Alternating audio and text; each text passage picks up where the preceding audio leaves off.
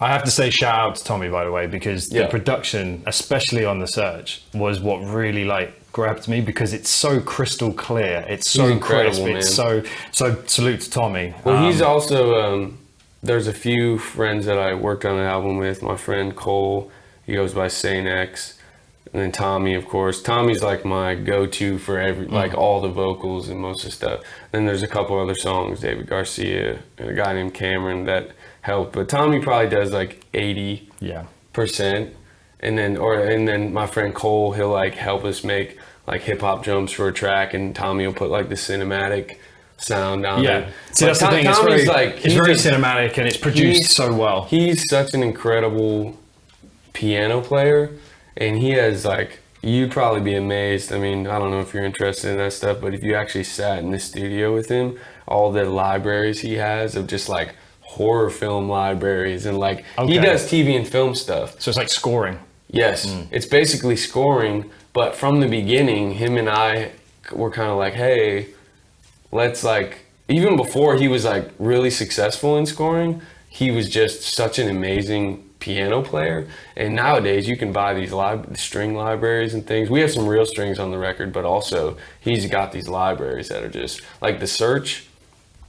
Like, that's one of my favorite songs we've ever done. And the track, in fact, when you say that, let me ask you this: why is the first track on The Search called The Search and not Intro 4? Is it the next step, the evolution? Yeah, I think it's the next step. I think sometimes 3 is I don't know. I think 3 was just like it for me. So it was interesting coming into this record. And I said after I did Intro 3, I was like, I'll probably always do a song that's like an introduction, unless I'm doing like a mixtape or something, you know, or that type of style. But I'll probably always do a song that's kind of like an introduction to where I am, just because that's kind of what my records have been.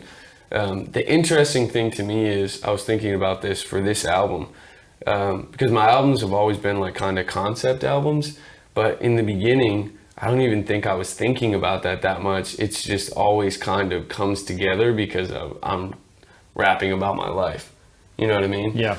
So at the end, I'm always like, even for The Search, I was like, man, I wonder what I'll call this record. And usually I start writing songs and then it just sort of comes to me. I'll be like, wonder if I did this for a cover. I wonder about this. Oh, this is actually happening in my life, but this is a very unique and interesting metaphor for this. Like the song Nate, for example. That's where I'm rapping to like the younger version of me. That was inspired from checking myself into therapy after I got off the Perception tour, because I was so mentally in a bad place.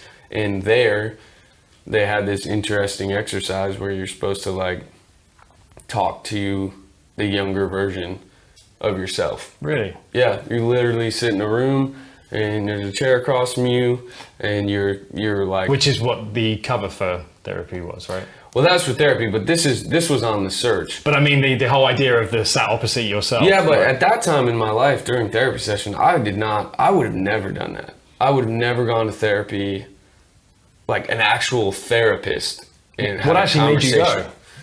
Because I was having a mental breakdown. Like, I was questioning my life. I was questioning everything. I ended up getting diagnosed with OCD. I didn't know what that even was. I thought it was just like always, like you're always washing your hands all the time, or you have to like tap something 10 times before.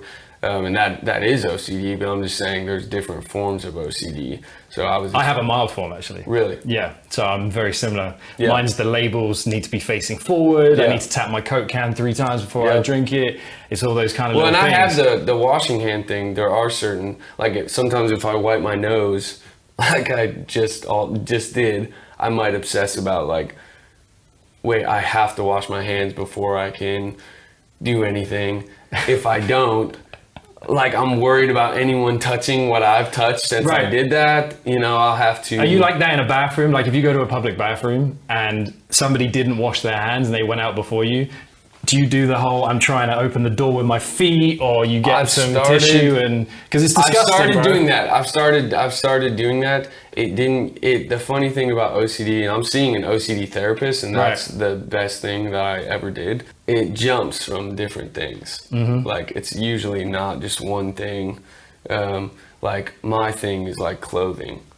If I wear like different clothes, sometimes I can get like anxiety about it. Like when I was on tour, if I didn't wear the same socks or the same color socks that I wore when I had a good show, I would feel really on edge, and I would convince myself like something bad was going to happen during my performance, or like I was going to mess up, basically. Like the performance was going to be messed up because of the socks that I was wearing. And I know some, like, if you don't experience it, it's hard to understand. And some people would be like, oh yeah, I mean, people go to baseball games and they're like, if I don't wear my lucky hat, they're going to lose. But it's more controlling than that. It's more like I can't function. I understand. If I don't do it. You know what I mean?